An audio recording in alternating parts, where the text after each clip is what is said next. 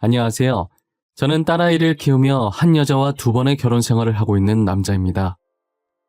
가끔 일하다가 시간이 날 때면 이곳에 들러 여기에 올라오는 사연들을 종종 듣고 있어요. 괜히 제가 사연의 주인공처럼 감정이입이 돼서 화가 날 만큼 기가 막힌 사연들도 많고 눈물이 찔끔 흘릴 만큼 감동적이고 안타까운 사연들도 많더라고요. 저도 적지 않은 나이인지라 이 나이 되도록 이렇게 험난한 세상을 살면서 산전수전 안 겪어본 일이 없을 지경이었어요. 마땅히 어디다 말할 곳이 없어서 그동안 혼자서 소갈이를 하고 있었는데 이렇게 익명으로 말할 수 있는 공간이 있어서 조심스럽게 제 이야기를 해보려고 합니다. 이런 글을 적는 게 처음인지라 횡설수설할 수도 있지만 그래도 용기를 내어 적어보도록 하겠습니다. 저는 어릴 때부터 부모에게 버림받고 돈 없으면 안 되는 이 각박한 세상을 한 여자아이와 버텨나갔어요. 그녀는 지금의 제 아내였고 아내를 처음 만난 건 제가 초등학교 4학년이 되었을 무렵이었어요. 부모가 없다는 이유 하나만으로 늘 왕따를 당해야 했던 제게 먼저 손 내밀어준 유일한 사람이었죠. 저는 당시 부산에 살고 있었고 아내는 아버지 직업 특성상 서울에서 저희 학교로 전학을 오게 된 거예요. 아무것도 모르는 이 아이는 해사한 얼굴로 제게 웃으며 반갑다고 손을 내밀더라고요. 저는 아내의 손을 잡으려고 했지만 혹시나 저 때문에 똑같이 왕따를 당하게 될까봐 손을 못 본 채 했어요.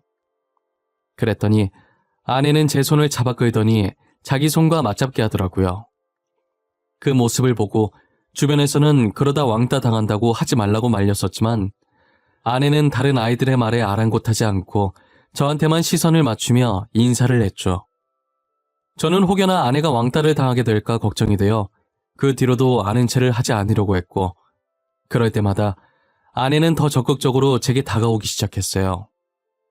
아내는 서울에서 와서 그런지 저희와 다르게 뽀얀 피부에 이쁘장하고 귀티나는 아이였고 그런 그녀와 친해지고 싶었던 친구들은 저에 대한 모진 말들을 그녀에게 쏟아부었어요. 당시 11살밖에 안 되던 어린 친구들은 생각을 깊게 하지 않기 때문에 자신이 하는 말이 남에게 상처가 되는 말인지 아닌지도 모르고 막 뱉잖아요. 결국 아이들이 뱉은 말들은 고스란히 제게 상처가 되어 돌아왔죠. 지은아, 쟤랑 놀지 마라. 쟤 엄마 아빠 없고 돈도 없다. 코찔찔이 애들이랑 같이 보육원에서 지내는 앤데 너 진짜 그러다 쟤처럼 왕따 당한다. 그래 맞다 지은아. 저런 애랑 놀지 말고 우리랑 놀자니까? 내가 떡볶이 사줄게. 쟤랑 붙어있으면 가난한 거 없는다? 너네 엄마 아빠도 도망갈걸? 싫어. 나는 진우랑 놀 거야. 나랑 놀고 싶으면 진우도 같이 끼워줘. 그럼 내가 너네랑 놀아줄게. 그리고 너네 말버릇 좀 고쳐줬으면 좋겠어. 다른 애들이 너네 보고 그렇게 얘기하면 좋겠어? 야, 나는 너가 괜히 쟤 놀아주다가 같이 왕따 당할까봐 걱정돼서 하는 말이지. 기껏 네 생각해서 말해줬더만 왜 우리를 나쁜 사람으로 만드는데?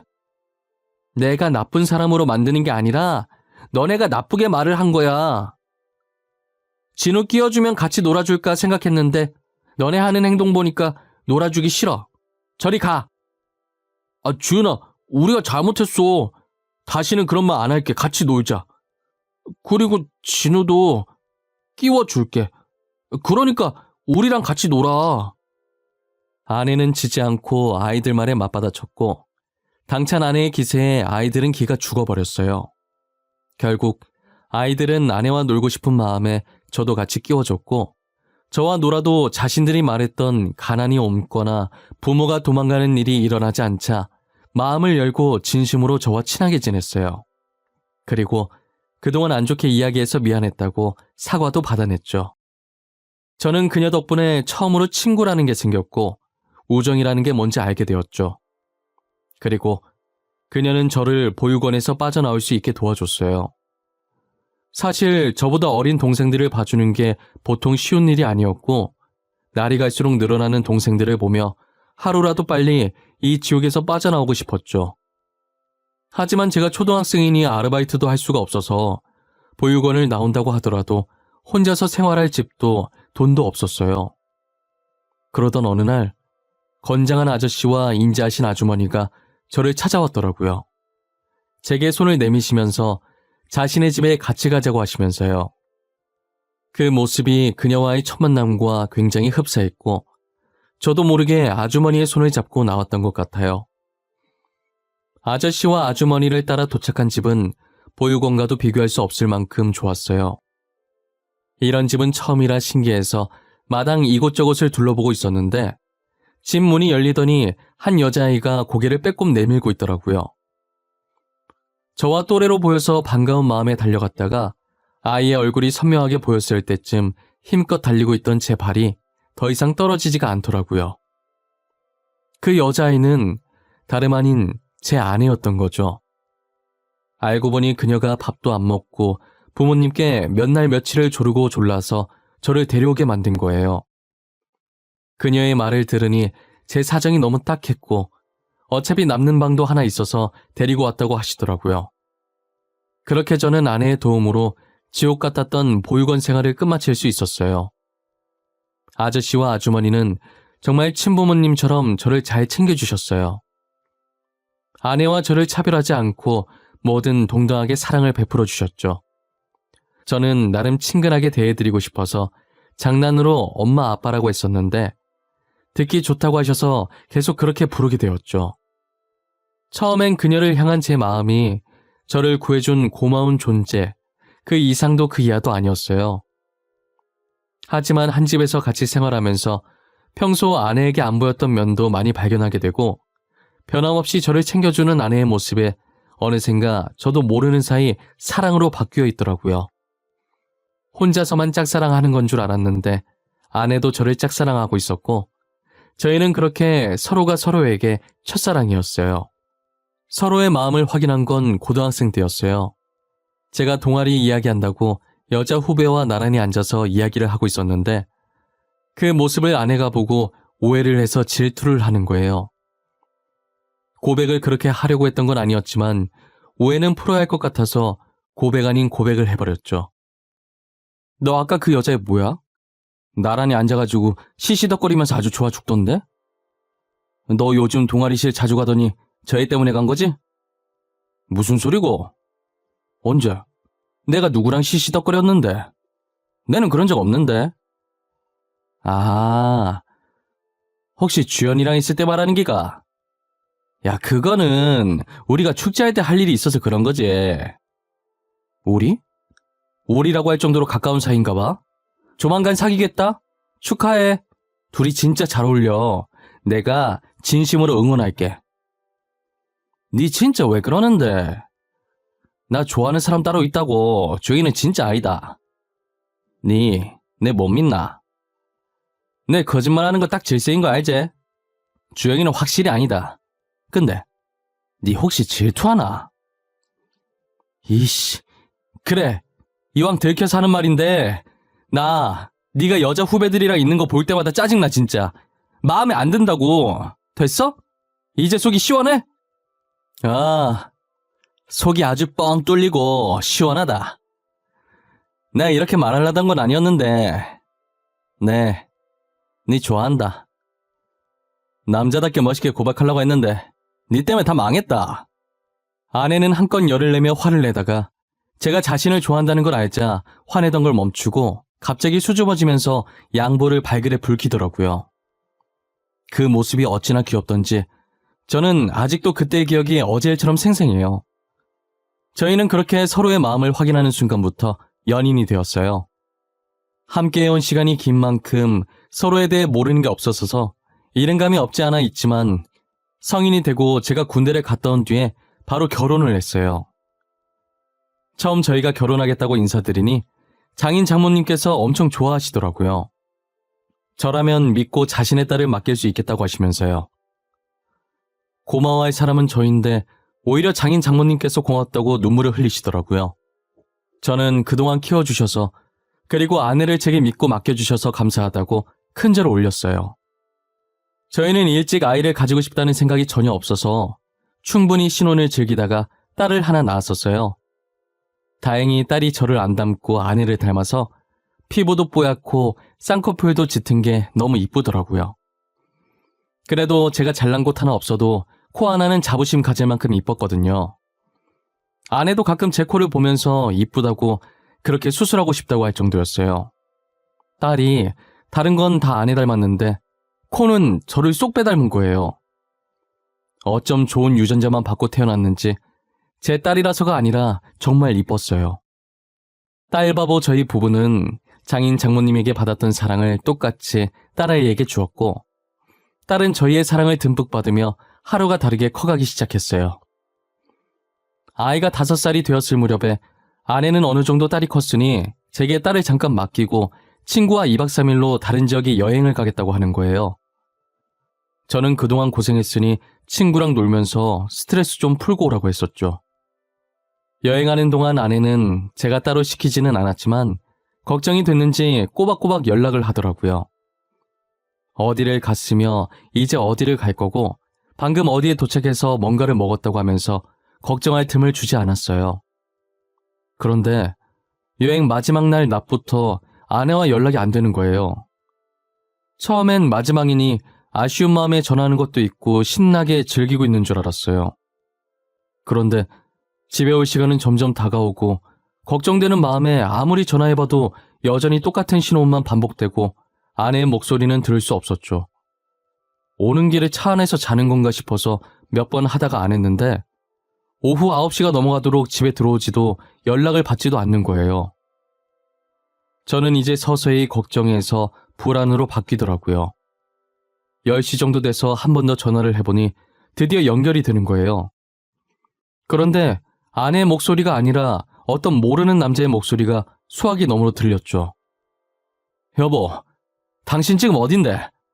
내가 지금 몇 번이나 전화했는 줄 아나? 왜 이제야 전화를 받는 건데? 내가 네 얼마나 걱정했는데? 여보세요? 죄송하지만 아내분께서 전화기를 잃어버리신 것 같아요. 제가 방금 길거리에서 이 휴대폰을 주웠거든요. 찾으러 오셔야 할 것 같네요. 아, 죄송해요. 제가 찾으러 가겠습니다. 혹시 거기 위치가 어떻게 되나요? 위치 알려주시면 제가 그쪽으로 갈게요. 여기가 경주 시내 쪽이거든요.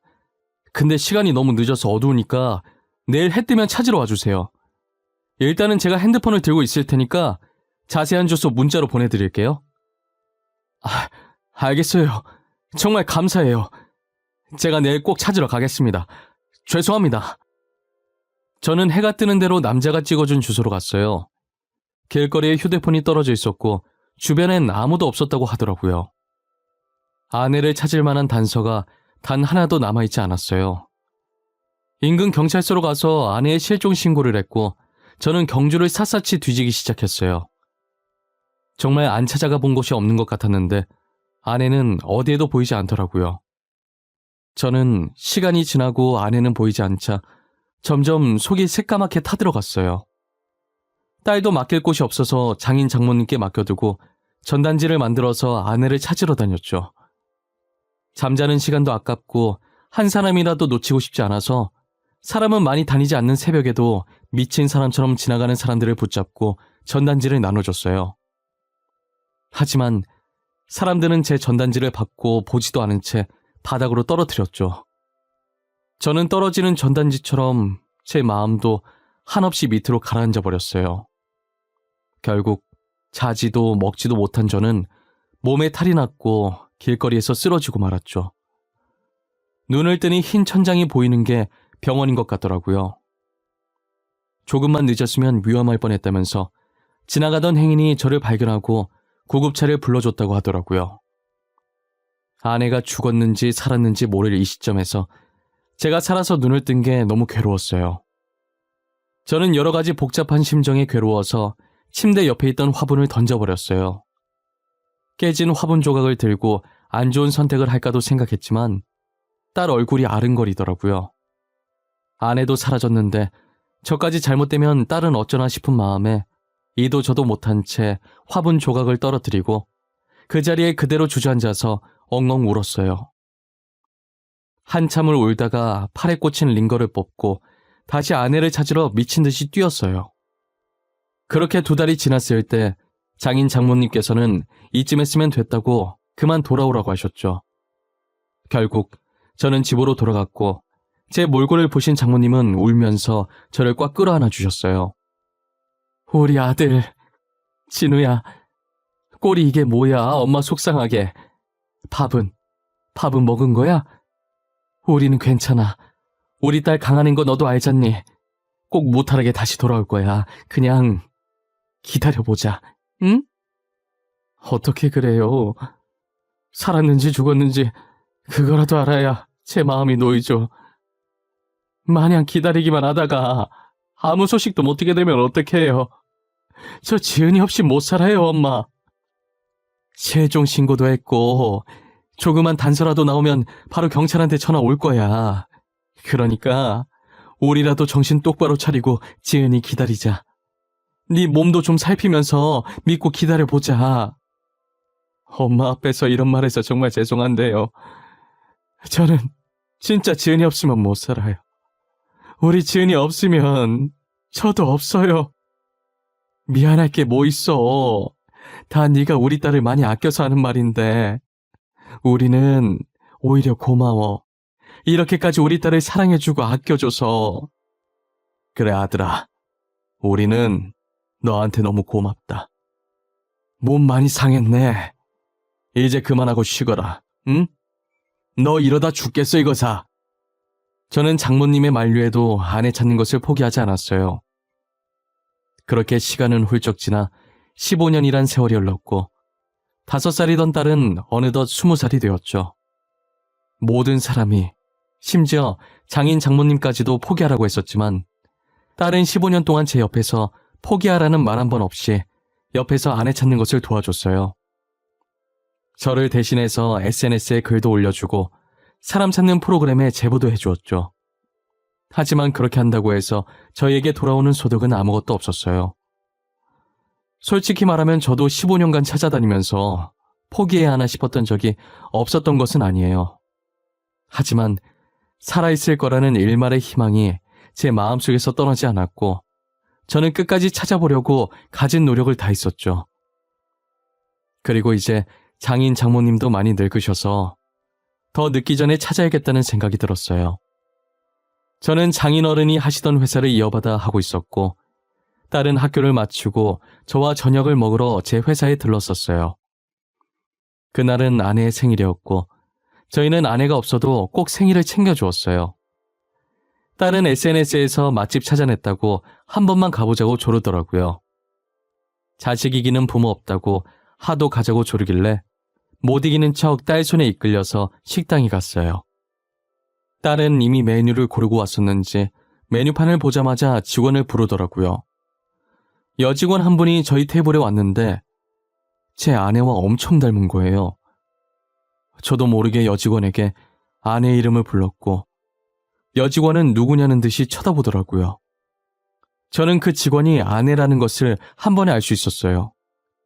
그 직원 손목에 아내와 똑같은 크기와 모양의 큰 점이 있었거든요. 저는 그 점을 보는 동시에 아내라고 확신할 수 있었어요. 하지만 딸은 너무 어릴 때라 엄마를 기억하지 못해서 못 알아봤고 여직원에게 사람을 찾고 있는데 착각한 것 같다고 죄송하다고 하면서 왜 그러냐는 듯이 저를 막아서기 시작했어요.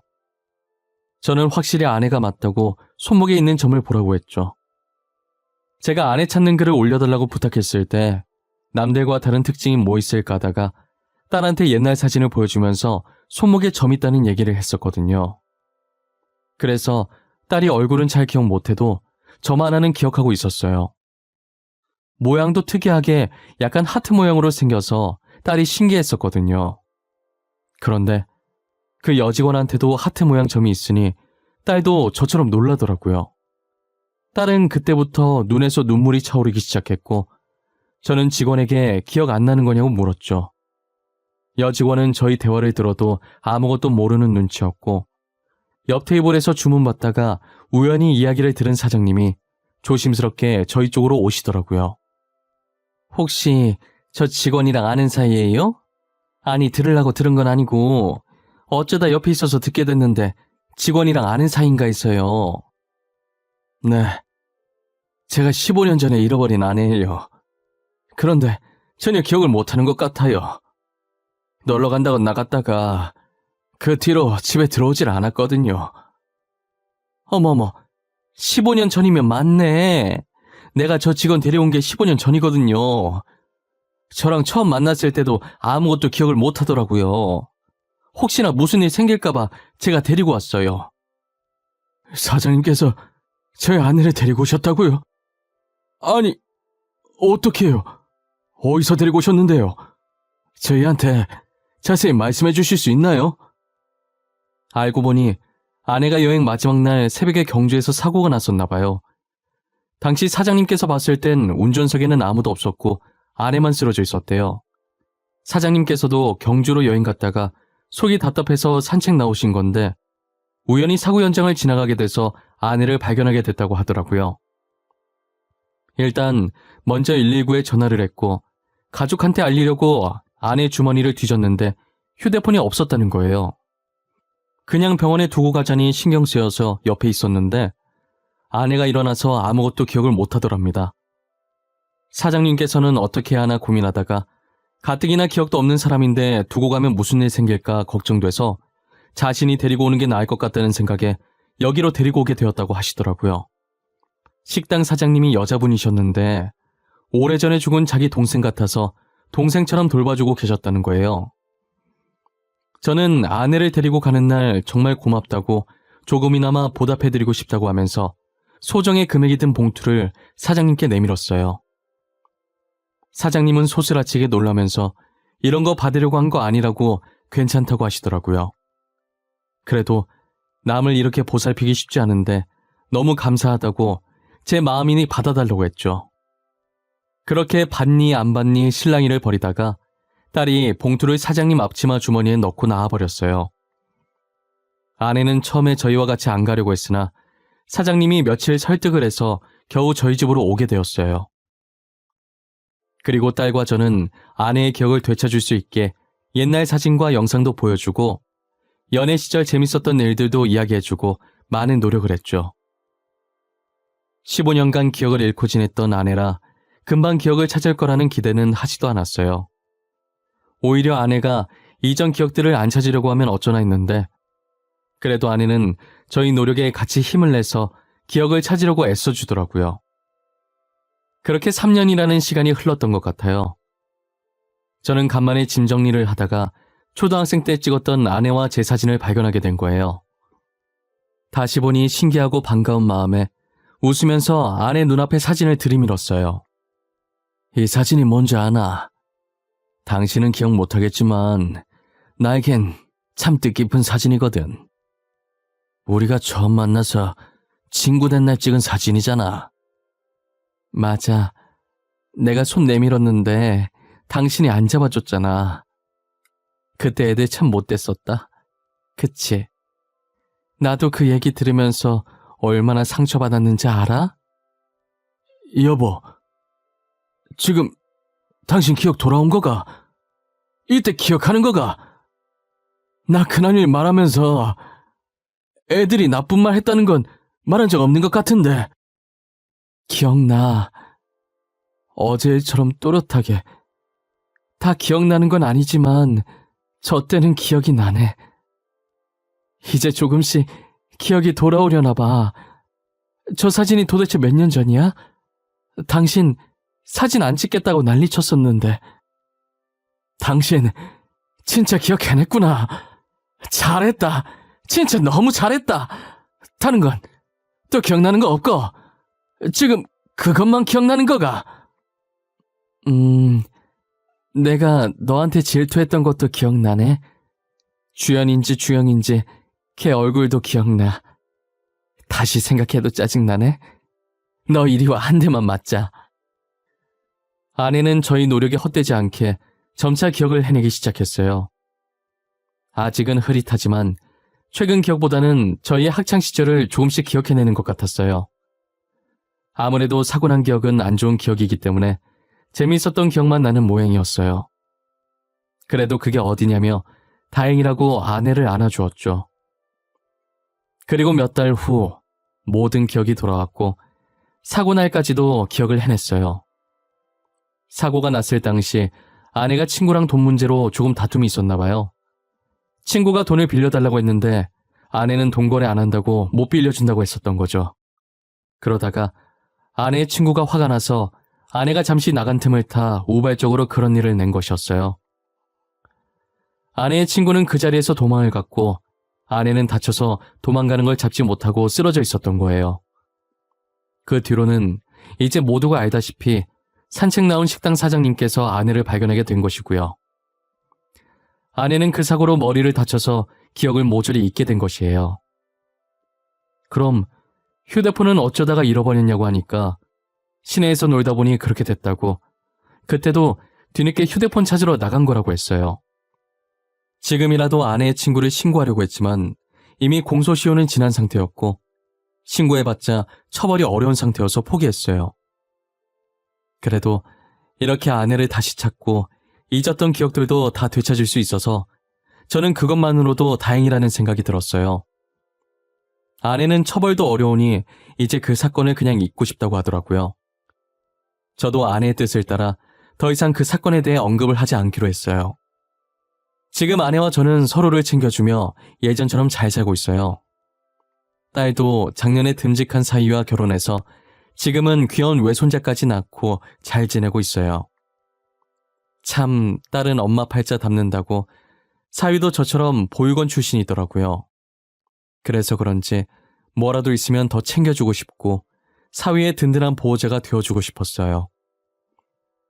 사위도 저희를 친부모라고 생각하며 잘 모시고 있고요. 요즘은 아내와 둘이서 손자 보는 재미에 빠져 있습니다. 저희가 딸 하나밖에 없어서 아들 키우는 재미를 못 봤었는데 지금 손자로 대신하고 있어요. 둘 다 맞벌이라서 그런지 아이 맡길 곳이 없다고 저희한테 맡기더라고요. 저도 한때 딸을 장인 장모님께 맡겼던지라 군말 없이 손자를 받아들였어요. 장인 장모님 하니까 생각났는데 아내를 다시 저희 집에 데리고 왔을 때 처가댁은 눈물바다였어요. 죽었을 거라고 생각했던 딸이 이렇게 살아 돌아왔는데 오죽하시겠어요? 저라도 온 집안이 수영장이 되도록 울었을 것 같아요. 기억 잃은 걸 알면 속상해하실까봐 기억을 되찾은 뒤에 처가댁으로 데리고 갔었어요. 아내도 장인 장모님을 보자마자 많이 울었죠. 그런데 하늘도 무심하시지. 아내와 다시 만난 지 1년도 채 되지 않아 장인 장모님께서 한 달 차이로 세상을 떠나셨어요. 아내가 실종되고 마음의 병으로 두 분 다 몸이 급격히 안 좋아지셨었는데 아마도 아내를 볼 거라는 희망으로 다들 마지막 힘까지 버티고 계셨던 것 같아요. 마지막 가는 순간까지도 제 손을 붙잡고 포기하지 않아줘서 고맙다고 하셨죠. 저는 당연히 해야 할 일을 한 거라고 고마워하지 않으셔도 된다고 했어요. 그렇게 장인 장모님은 사랑하는 딸을 찾아 더 이상 아무 미련 없다는 듯 편안하게 잠자는 듯한 표정으로 저희 곁을 떠나셨어요. 저는 아직도 가끔 아내가 다시 돌아온 것이 믿기지가 않아요. 지금도 꿈인 것만 같아서 제 옆에서 조용히 잠자고 있는 아내의 볼을 살짝 눌러봤네요. 말랑말랑한 촉감이 느껴지는 게 꿈은 아니라고 말해주는 것 같아요. 고온히 자고 있는 아내를 보니 그간 아내를 찾으려고 고생했던 제 노력이 헛되이지가 않았다는 게, 그리고 결국은 이렇게 아내를 다시 찾아냈다는 게 정말 행복했어요. 앞으로 안 좋았던 기억들은 다 잊고 행복했던 기억들만 안고 가려고 합니다. 아내는 예기치 못한 사고로 딸이 커가는 모습을 못 본 걸 많이 아쉬워하지만 그럴 줄 알고 남겨놓은 사진들과 영상들을 보여주면서 하루하루를 보내고 있어요. 어렵게 만난 아내인 만큼 두 번 다시는 아내를 놓치지 않으려고 합니다. 제 이야기는 이쯤에서 마무리해볼까 합니다. 저와 아내의 이야기를 들으신 여러분들은 지금 어떤 생각을 하시나요? 만약 저희 같은 상황에 처했다면 어땠을까요? 쉽게 포기하셨을 것 같나요? 아니면 저처럼 끝까지 찾으러 다니셨을 것 같나요? 뭐든 포기하지 않고 끝까지 하면 된다고 하잖아요. 저 말처럼 여러분들께 무슨 일이 생기든 절대 포기하지 않고 끝까지 해내셨으면 좋겠습니다. 그러다 보면 저희의 간절한 소원을 누군가가 듣고 이루어지게 해주지 않을까요? 어떤 일에도 늘 희망을 버리지 않으셨으면 좋겠어요. 그럼 지금까지 제 이야기를 들어주셔서 감사하고 앞으로는 늘 행복하고 좋은 일들만 가득하시길 바랄게요.